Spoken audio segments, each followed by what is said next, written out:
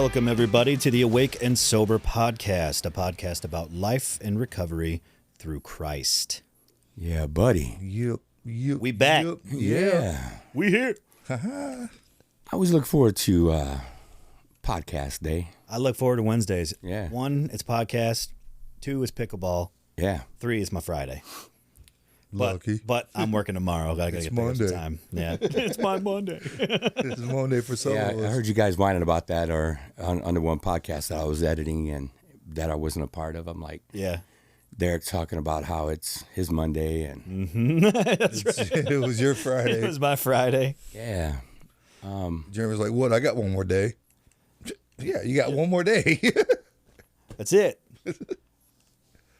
First of all, we want to give shout out to our sponsor, Tactile turn. Tactile Turn. Yeah, I didn't bring a pen in with me, but I got the knife sitting in here. Shane just puts up a knife. Hello. You know, that always looks good on camera. Yeah, we buddy. want to make sure you guys go check them out, tactileturn.com. They make incredible instruments. Yeah. Tools, pens, bags, But the pen is a good tool. flashlights. Flashlights, yeah. Pen is the most Tactile valuable turn, tool. I think it's tactileturnknife.com for the knives. Nice. Not on the regular website, but the pens and the flashlights are on the same website. Need one of those flashlights. I just don't want to spend that kind of money. Yeah. How price is a flashlight? Like $350 For a flashlight? for a flashlight. Man, But it better be a big cool flashlight. I'm talking like the mag lights we used to carry when we worked on parking lots.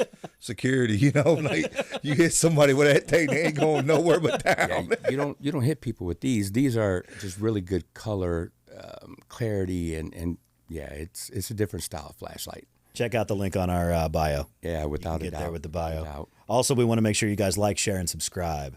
We are on all podcast platforms. Give us a shout out. If you're on social media and you're seeing this, share it to your social media. We want to get the word out there. Wake and Sober Podcast. We're doing big things. We want to get out. So Big things. do some things for us. So I have been told that our Valentine's Day special Yeah. has been like the number one everybody's been checking out. Yeah, I believe it. Everybody's been checking out the Valentine's Day one. It's like, guys, that was 2 months ago. Right? We have other ones. Yeah, but we brought the women on. We brought the women It was on. brought the women on. 8 and of it was us. it was the urinal cake that everybody laughs about. Oh. Amy not knowing what a urinal cake was. There was 8 of us in this room. Yeah. Yeah, buddy. Yeah. On a podcast. Man, that was crazy. That was fun, though. Actually, according Good to time. the word, there was only 4 of us because the time will come when a man and a woman will become one under God. So, We'll call it 3.5. How about that? oh yeah. Whoops. 3.5. Derek, That's all right. What's up, my brother? I know you had to miss Celebrate Recovery last night because you're back, but how are you doing today? How is it with you and your soul?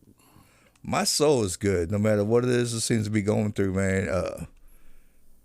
We go through these phases at work, man. You know, we get a crowd of people, and it's just like, dude, why? You know, you want to really ask them, why are you even here? But you know what? I mean, we get it. They're there, and we know what we're there for. But at the same time, it's just like, dude, you know, I don't like hearing myself talk enough to sit there and talk to you guys. You won't listen. But Fair.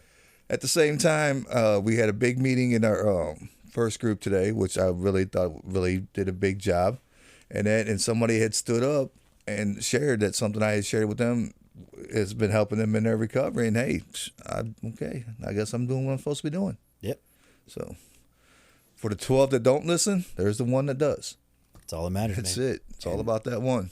It's about that one. Mm-hmm. At least we get to see some of the fruits of our labor. Yeah. Yeah. But it was sure. it was something you had shared with me once before about recoveries. You get a 100% chance of making sobriety and recovery if you do 100% of the work. Well, yeah, if you take 100% of the suggestions and you listen to your therapist, you'll be successful. 100% of those people will find recovery. Right. I said it. And 100% of the people will fail that don't listen. Yeah. Right. I told everybody today, too. I was like, y'all, it's easy. If you just do what you're told, just do it. Mm-hmm. You ain't going to like all of it. That's okay. Just do it and see what happens. You know, here's a question. Why not? But I don't like to listen to other people. But I think I know what's best. I mean, we Why is just this your third time here? Yeah, right. we just got done talking about that. I mean, that person just showed back up, and I don't want Derek as my therapist. Yeah. But He's a great therapist, by the way, guys. Just throwing it out there. well, usually when somebody don't want you, that means you've done something right. You've done something right. Exactly. You made that person uncomfortable, and it looks like uncomfortable in a good way. Yeah. You know, to what's the word? Engage growth, and they didn't want to take the hook. They didn't. They wanted me to sit there and do the whole coddle thing. Oh, everything's gonna be okay, but you gotta do this. That. Sorry, wrong guy. All right. Yep. Wrong one. I'm gonna tell you exactly what you need to hear, not what you want to hear. Yeah, that's part of being a true therapist in the recovery field. Kobe called me a tool. He did call you a tool. He thought you were. He didn't like me. He thought I was a butthole. But you are. There's a difference. What are you gonna do? You know, you can't win them all. Colby knows it's all right. Kobe's like, Did this you ask guy's what a kind of tool. tool you are? No, he just said I was a tool. He basically went around like the whole staff and said how he wasn't gonna like everyone. But then what happened once he started, getting involved? It was great. But yeah, he did call you a tool. We had a very interesting morning. Things that were trying to change things a little tighter around the place we work, and so Yeah. I'm hoping hope everybody stands behind what was shared and what was done Yeah. really today, because I liked it. And I am so ready to start putting my foot and sending them on their way if they're not going to go to groups, man. I agree. Mikey, Hi. how is it with your soul, brother? It's great. Soul brother. I'm good. No. Jeremy. I was giving a Jeremy answer. I'm good. He's on break until August. I'm good. Yeah, Jeremy, we miss you already. Yeah, buddy. Don't be afraid to call in. We love you. We'll see you soon. My soul is replenished. I needed last night. I didn't go last week. I had a migraine. Had some personal problems going on. So I said, I don't want to do it. So I didn't do it. And then I went last night. Got really honest with myself. Got really honest with some men. And yeah, man. Did you get on stage last night? No, I didn't. No. We'll work on that. But we had a new guy in our small group, and he shared for a little while, and that I loved hearing Norman talk. It was cool, Yeah, I love it when newcomers speak up. dude. It was great. It was fantastic. And then he shared all of this stuff, and then it just got me thinking. I struggle. My big thing right now is codependency, like trying to control everything, and not honestly, man, just not listening. Or not recognizing the signs. Yeah. And trying to impose my will instead of listening to God's will. It's a tough one to get obedient to. It's so tough. But you know what? That's what practice is for. Yeah. The worship wrecked me last night, and I'm the one that chose all the songs. You did choose the songs. You know? You got him on stage. He goes, I just got wrecked by 2 songs in a row. Anybody else What'd you feel that? play? Raise a Hallelujah got me, Okay. Yeah. and then Gratitude, of course. Yeah, gratitude. Gratitude wrecked me a few months ago. That was the song that really, when my bipolar was out of control and I wasn't going to the doctor and things were just crashing around me, Gratitude is the thing that kind of brought me and grounded me again and wrecked me that Sunday. And it just continues to wreck me every time I play it. But I had to play it last night. I never heard it before. It was beautiful. Beautiful song. I have nothing else fit for a king. And it's like, man, I come to you empty-handed because nothing I have would be worthy anyway. So, yeah, it was good to have you. It was good to have you last night. We're going to have you share your testimony there, and we'll put them on stage and let them teach a lesson. No, I'm just kidding. I think he needs to do a step study first. Yeah, step studies are good. Don't tell me what I do and do not need to do first. I didn't say what you need to do. I've requested that you do. I'll probably end up doing it. Yeah. Let's just be honest. It's called taking suggestions. Step study in the Celebrate Recovery world is kind of fun. Yeah. Yeah, buddy. You get together with, I don't know, anywhere between 4 to 12 men, or we had 20 on the one before COVID happened. Oh, man. We had 22 people in a step study. That would have been a nuts, that would have been just a crazy step study if COVID wouldn't happen. Because all of them were sticking around. That's what was neat about it. All of them were sticking. And to have 20 guys in a step study, but even if you have 4 or 5 guys in there, everybody getting vulnerable, honest, and yeah. I started a step study with 13 people, and at the end of it, there was 3 of us. See, but finished. that's going back to that fear. Yeah. of what the 4-step is. I think we give off the wrong idea of a 4-step, really. Somebody said something about that today, and I said, I was talking about, we were talking about radical acceptance and, what that truly means. And my big thing is, accepting that there is not a single thing you can do about the past. All of your decisions have already been made, right? There's nothing you can do. You have to suffer the consequences of your actions, right? You do. And that's one of the biggest things that I had to come to terms with was I was that black cloud. Everything that ever happened to me bad was pretty much driven by substances and my ego and my pride thinking that, oh, somebody's out to get me. I had to accept the fact that I broke the damn law. Yeah. I have to suffer the consequences. I put myself in those situations. And then I asked these people, I was like, so why do we let the past dictate our present? And our future. And our future. And a couple of people said, I feel like people are comfortable in pain or they're addicted to the pain. Well, we're comfortable in that chaos. We're comfortable in the pain because we know it. It's familiar. Yeah. And I understand that part, but also everybody makes such a big deal about this 4-step, man. Mm-hmm. How hard it is, how bad it is. I got to dredge up all this past. And look, it don't have to be all negative that you bring up. We talk about it all the time. Keep it balanced, one. Right. But today, when I was sharing the 4-step in my process group, it was the part where my part in that, because a couple guys who had been doing AA before and relapsed and come back were like, what's this my part thing? And I was, I think the point I was getting to them, because the particular one that I had shared with them, my part was not guilty. And I want to, the 4-step can help you recognize the fact that you're not to blame for everything. We take the blame a lot of times because we just think it's the easy way out, or we hold responsibility for something probably because, a lot to do with our codependency. We got to do it because somebody else isn't doing it, things like that. And I think the 4-step, the way I did it wasn't just doing the positive part of it, but looking at the negative and realizing that you're not to blame for everything that went wrong in your life. There was times in there that you were not guilty when things happened. Character defects came to you because of an incident that you were not guilty of. Yep. So I was letting them know, this is what makes this so freeing. This step is when you come to recognize these things here. So I know we never laid it out really. In the 4-step, we have columns. And I know even in the secular world, we did the same thing. We had those columns. Yeah. So the person or event, the cause, the effect, the damage, and then my part. Right. And then the character defects or assets. Well, yeah, and but that's all under my part. Yeah. Okay. So my part, you list your character defects, your character assets, and what your role was. We could only own what our role was anyway. Because if we start owning somebody else's, now they can't have recovery from it because we're stealing theirs, right? So we got to make sure that we're only owning up to ours. We're not owning somebody else's, and we're owning our part only.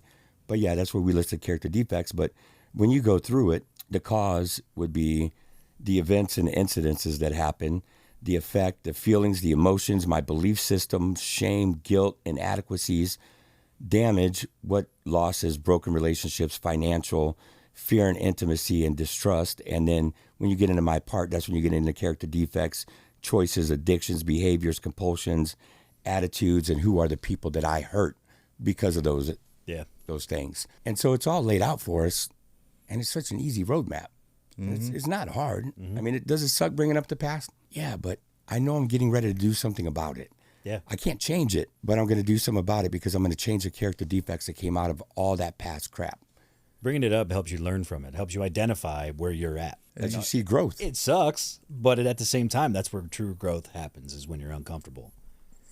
Not just that, like I say, in the roadmap to the character defects, when you see that this character defect came from this situation, you see that character defect that you did to someone else or had used at another time that you had to work on as well. Yeah, and then next month we'll talk about replacing them and how to replace them. But so next month we're sharing them. Nope, that's 2 months from now. Anyway. He's new in the steps, guys. No, I'm just joking. Yeah, no. But the nice thing is we could put 6 and 7 in the same month. Yeah. Anyway.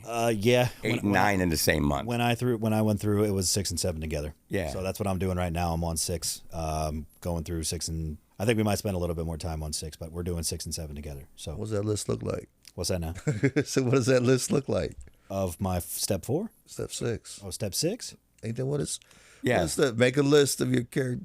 You got to make a list of them, right? That's what I'm saying. What's your list look like right Well, now? I'm messing with you. I don't It's want you're very, very identifying. full. to. It's very full. Yeah. So where does that list of character defects come from? Step 4. Yeah. Yeah. So I mean, your list is already made for you. Now it's humbly asking God to remove them, right? Right. Identify them and make sure that you've got them all written down. Drop the rock. Yeah. Hey, look, I hand that book out to everybody. Everybody. I love that book, man. And it's on Audible for those of y'all that don't read. Yeah. I mean, and that is a great book to help you. And we'll talk about it, I guess, next month. Yeah. Break down, drop the rock. 2 months. Drop the rock, step 6 and 7. Yes, it is. Yeah, that's next month.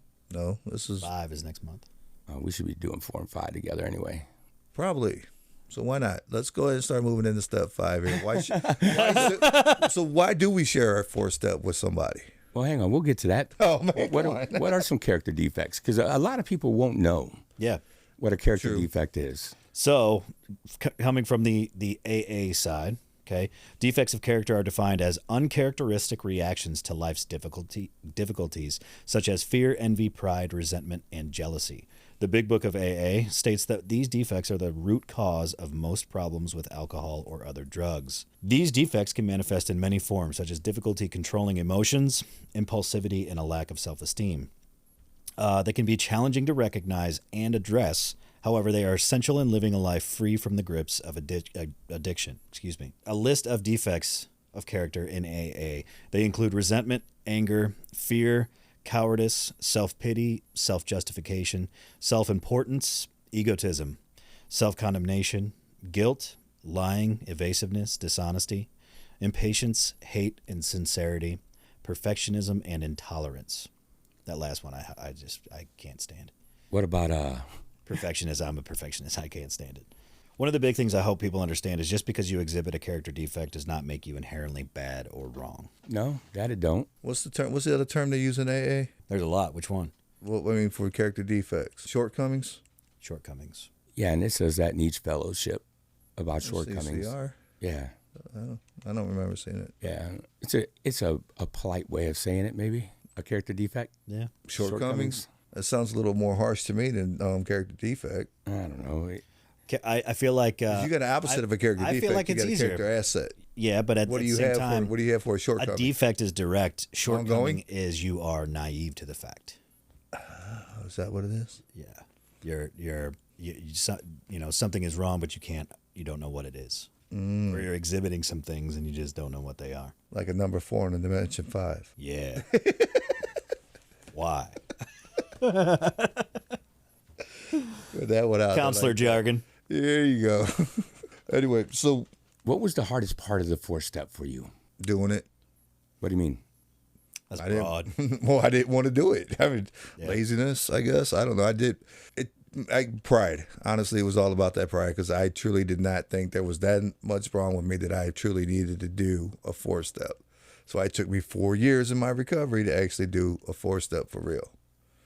And now that I've done it, this is how you do it. This is how you should do it. It works. Trust me. Let me tell you. Right. You know. So then, since you had let your pride get in the way, took 4 years to do it. Once you sat down to do it, how hard was it? Honestly, it took me a night of prayer before I actually started my 4-step.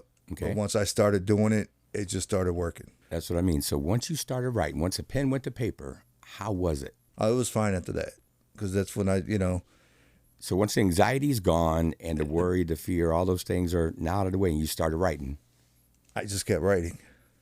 how hard was it? It wasn't hard. And then I had a good pen. I had a good book.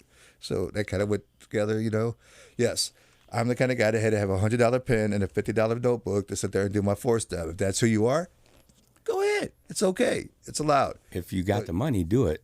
I know. mean, look, to me, if you're going to write with a good instrument. Grab a tactile turn pen, sit down, Yes. and write out your 4-step. There's nothing better.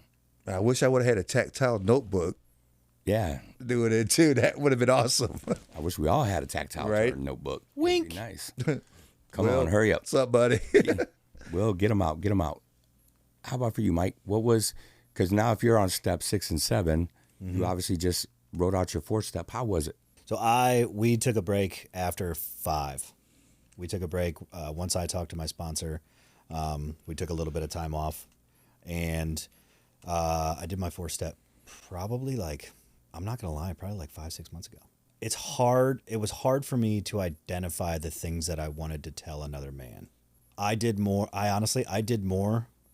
with you and Christina in the impact statement than I did with my sponsor, and that's one of those things that, that's why I said, Jeff, my sponsor, I was like, I really want to get back into it because I really want to, go through them and then start all over again. Right. A whole nother year removed from beginning them with my sponsor. That time it was really being honest with myself, pride getting in the way of it, and fear getting in the way of it. Because I had already done it once before, but I never did it the way my sponsor did it. And it was funny because I didn't write a whole lot down, the first time when I was with him. I wrote maybe 5 or 6. And he goes, yeah, those are good. Write some more, and so I really had to rack my brain, to find out those things. And now over the last, 5, 6, 7, 8 months, getting more involved in my, in my faith and getting back into it, it's like there's a lot more there that I really need to divulge, But once you do it, like once I started, it wasn't hard, because I had somebody guiding me through it. Yeah, I mean, it's uncomfortable. Was it? Yeah, it was. I think it was uncomfortable for the fact that the things that I told him and then the things that I talk with you guys, I'd never told anybody. And then it was that fear of, okay, am I going to be judged? Are they going to think lesser of me? All that stuff, right? And I knew I wasn't going to, but it's that innate, like, what if, right? You didn't really know me yet when you shared your impact statement. I didn't. I mean, that was huge for you to say, hey, let's have Shane come out there and share it on the deck. I remember it pretty well. We didn't really know each other too well. No, we conversed a couple of times, few times maybe. And so to share the stuff that you did from the impact statement, to me, right now, the 4-step should have been just a cakewalk. Yeah, I did the 4-step, and then I did the impact statement. Okay. So that's one of those things where I'm like, okay, yeah, I need to get back. Yeah, that makes a little bit more sense. Yeah. See, and for me, my 4-step was a cakewalk. And the reason is I knew I was a horrible person back then. And I destroyed everything that was in my way. Now, the thing that I did is I tried to own everything. And my sponsor made me rewrite it. Mm-hmm. And that's why I'm always big on don't own other people's stuff. Yeah. So he had me rewrite it because I was owning other people's parts in it.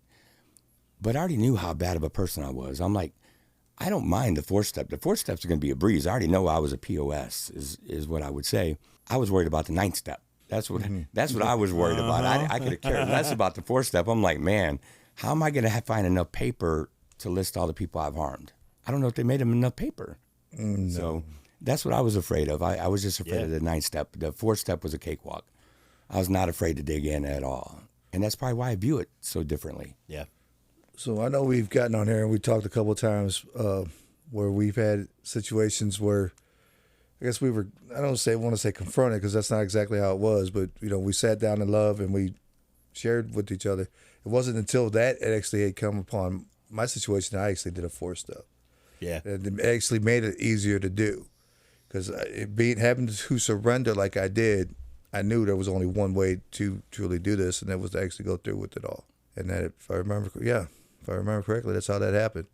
And that it was when they came at me, it was like, dude, you need to chill, And it's just like, whatever, Yeah. I wasn't like that. I was just like, oh, you're right. I don't have to do anything. You were at first. Well, of course, man, because, I'm a man, I got to stand up for mine. and but like, I actually felt it in me when it happened because it was just like, I just crushed. And I was like, all right, you're right. And that's when it was like, I knew that's when I had to do that 4-step to do it right. Yeah. Because there was something taking me back to that old ways almost, Yeah. I wasn't using, but there was still that addictive behavior. 100%. And that's what I had to, check on. Man, those things come back quick. Ooh, man. Worse than before. Yeah, and it's weird because you can't suppress them anymore because you don't have a substance to suppress them. That's why they come back worse. They came back worse for me because I didn't have anything to forget them or to subdue them. I had to be in it. Yeah, no, denial is a terrible thing. Like once you've been in recovery for a while, Yeah, that denial could creep in, and it's not as easy to see for us all the time, you know, and we think that we're doing well, and we're not. It's a sad thing. I don't care if you're 10 years in, 15 years in, 20 years in, it happened in a heartbeat. If you stop doing the things that got you here, you're going to go back to doing the things that brought you where you were. That's it. I mean, that's Plain and simple. basics, man. Keep it simple, stupid. That's why I'm glad God gave me that message. Right? Quit doing the things that got you here. You go back to doing the things that brought you here. Mm-hmm. And that really stinks. Yeah. So let's move into the question that you asked a minute ago, Derek. What's that? Why do we need to share our inventory with God and with another person and with ourselves, really? I mean, we already know what we did. God knows what we did. So why do we need to share it with God and another person? That's a good question. Makes it more real. You have someone that holds you accountable for your actions because you were a certain way, and when they gives them the right to call you out when them like, okay, well, kind of like in my situation when I got called out on my attitude and stuff. You know, if you're sharing those different 4 steps and you're sharing them character defects with somebody, they see that, and when that starts coming around, they see that addictive behavior coming. They be like, "Hey, yo, are you good?" You know, type thing. So I think that's one of the good reasons why we share it. And sharing with God is just because, well, we're trying to get forgiveness for the crap we pulled in the first place. So, But don't God already know? oh, he know. He loves to hear us talk to him, man. It's funny. You ever think he giggles at us? I don't know if he giggles. I think he just giggles. straight out just boast out laughing. Yeah, that's so true. This big idiot. What's Yeah. he He thinking? thought he was hiding that from me, right? He's getting all the apostles like, hey, check this out. Watch what. Hey, Gabrielle, did you see this? I told you he was going to do it. I told you. Yo, Jesus. Is your boy down here? Think about Adam and Eve, right? Yeah. Hiding. Come on, man.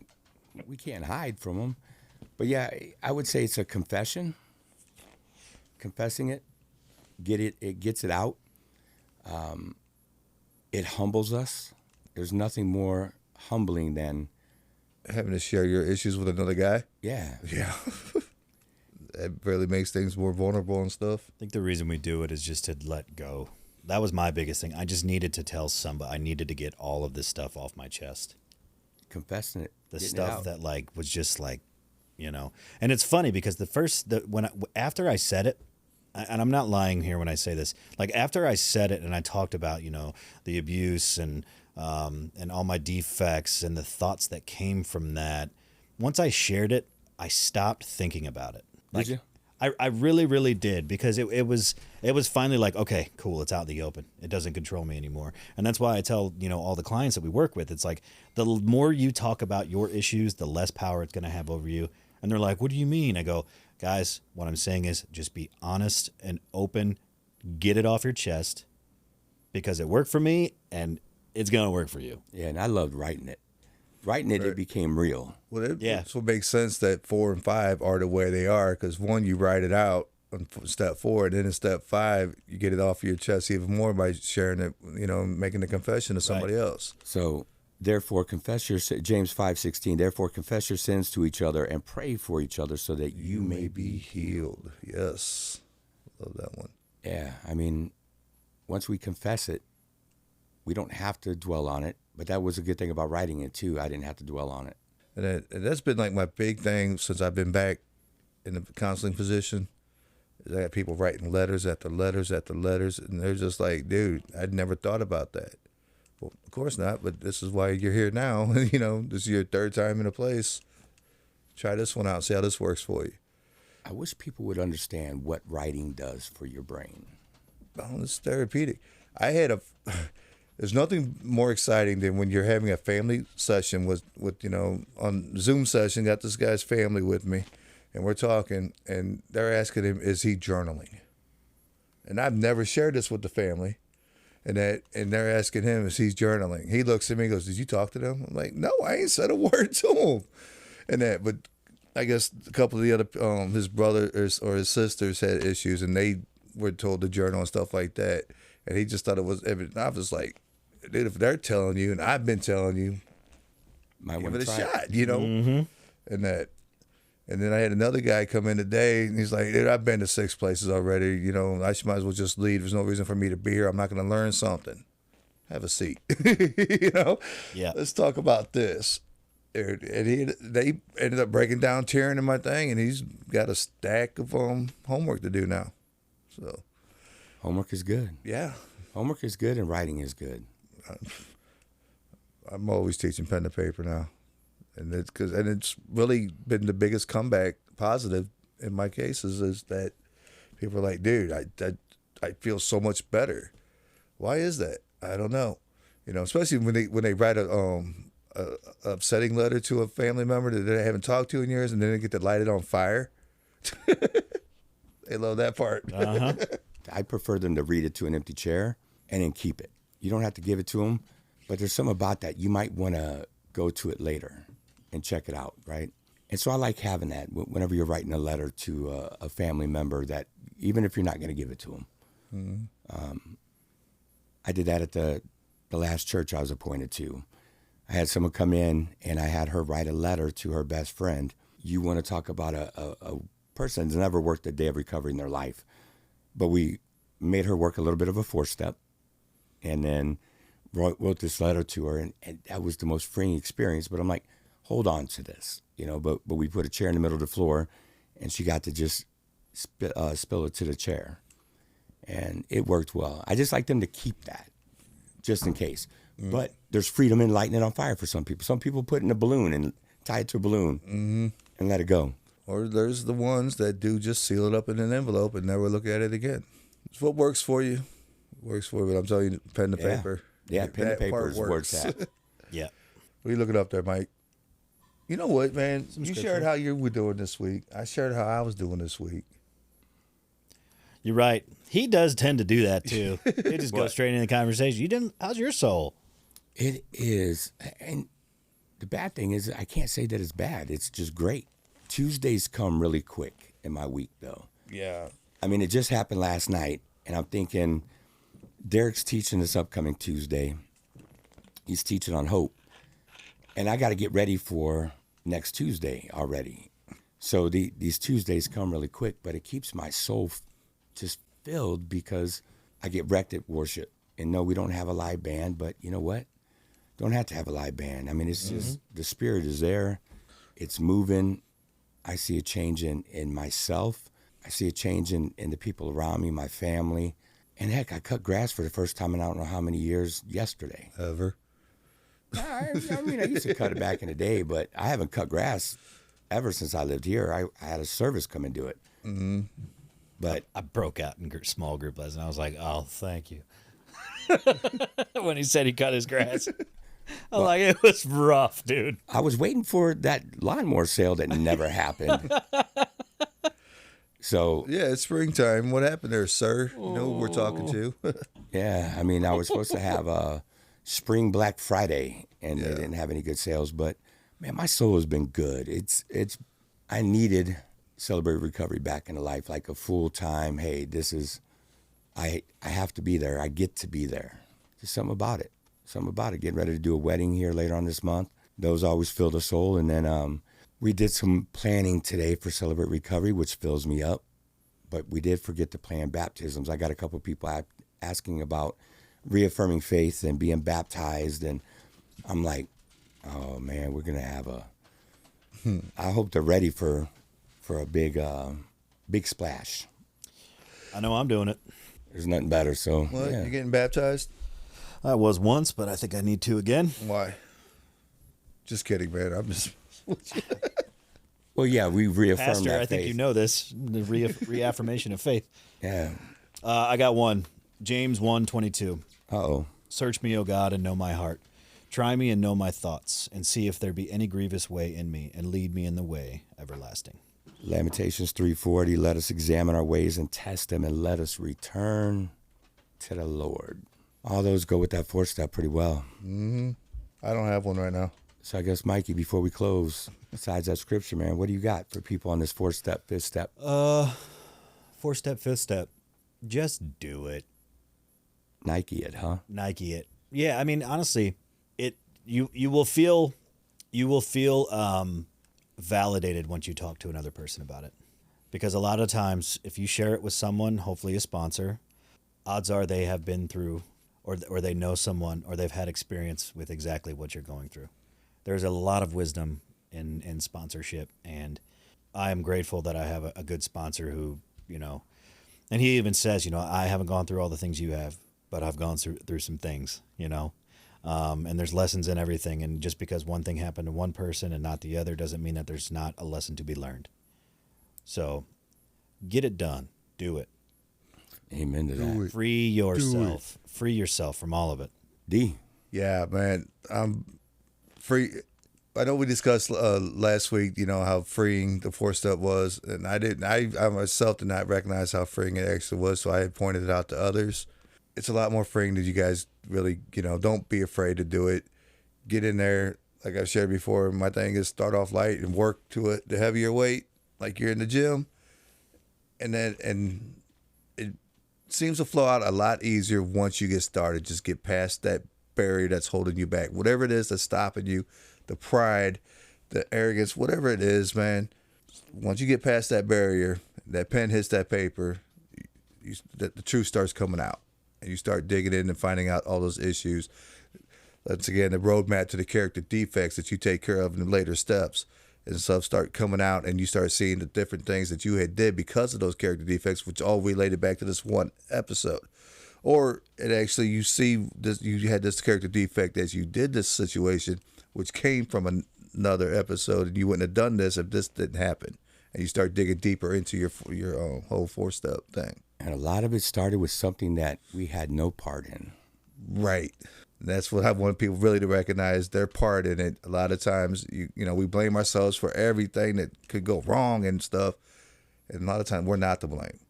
Our part in it was we were not guilty, but it happened to us. It caused this character defect, and this character defect did this to this person. And that's what we got to start recognizing. Own up to our parts, but at the same time, recognize we're not always the guilty party. And we're just not bad. All the time. We have some good in us, no matter what. Yes. So keep it balanced. Don't take yourself down a rabbit hole that you don't need to. Best bet is to always share with a sponsor, but you could share with a pastor. You could share with a counselor. Mm-hmm. There's people out there that will listen to a 4-step, even if you don't have someone that you trust wholeheartedly. Find somebody that you do trust and share that 4-step with them, because there's really nothing more freeing between writing it, and then once you're done writing it, get to confess it, and then you get to put it away. I mean, you don't have to dwell on that anymore. Right. Yeah, absolutely. So if you want your first step to healing, do a 4-step. Because the moment you get to put not guilty on a piece of paper, that is a pretty rewarding experience. Yeah. Those of us sitting in this room, when we got to write that not guilty, I don't know if Mike, your sponsor, had you do it. Oh, yeah. But when you get to put not guilty on something that happened to you that you thought you were guilty for. Yeah. You want to talk about freeing. Mm-hmm. I mean, that is the most freeing experience. When I wrote not guilty to the sexual abuse that I owned for so many years, it was like a whole new person just came through. So get honest. I mean, Get honest. And if you're not guilty for it, don't own somebody else's stuff. Only own yours. Look, just do it. Just do it. Just do it. Just do it. Do it. And I promise you won't. You won't regret it. Not at all. And you know what? Why not? If you do it and you hate it, we'll refund your misery. Refund your misery tenfold. Yeah, So, I mean- guys, we appreciate you guys watching. Do not forget to like, share, and subscribe. You can find us on all podcast platforms at the Awake and Sober Podcast. Thanks again to Tactile Turn, our sponsor. And for everybody here at Awake and Sober, we'll see you next week.